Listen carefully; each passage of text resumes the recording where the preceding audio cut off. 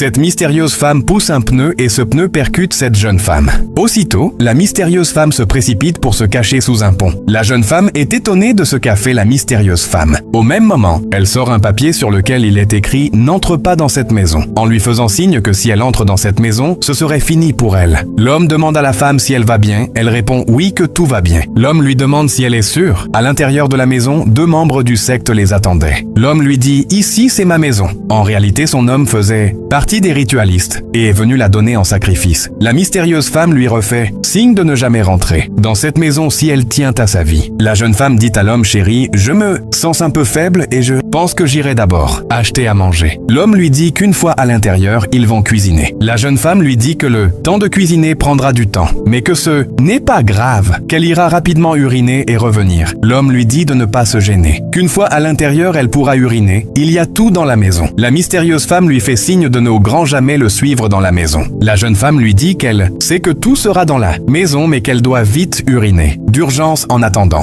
qu'il ouvre le portail de la maison. Elle laisse sa valise en disant à son mari de veiller sur ça pour qu'elle revienne vite. Une fois près de la mystérieuse femme, elle lui demande la raison pour laquelle elle a posé cet acte en faillant la blesser. La mystérieuse femme lui dit qu'elle est désolée, demande l'attention de la jeune femme et lui dit « Cet homme avec qui vous êtes est un ritualiste. Il prélève des organes des gens pour vendre et se faire de l'argent. » La jeune refuse de la croire en disant que son mari ne peut jamais faire partie d'un groupe de ritualistes. Si elle ne ferme pas sa bouche, elle risque de la poursuivre pour ses accusations envers son homme. La mystérieuse femme lui dit qu'elle en est témoin de plusieurs scènes en affirmant que c'est son métier. Elle poursuit en disant qu'elle ne peut pas lui mentir, car elle ne la connaît de nulle part. « Je suis une envoyée de Dieu, je suis venue pour te sauver. » La jeune femme lui demande comment fera-t-elle pour la croire. La mystérieuse femme sort un sachet d'eau et lui demande de le prendre et une fois près de son mari de le verser sur le collier que porte son homme. Elle verra qu'il commencera à faire des gestes bizarres. Elle prend le sachet d'eau avec des doutes sur ce que lui a raconté la mystérieuse femme. Une fois que la jeune femme se dirige vers son homme, la mystérieuse femme disparaît. Une fois là, l'homme lui dit qu'ils peuvent maintenant rentrer dans la maison.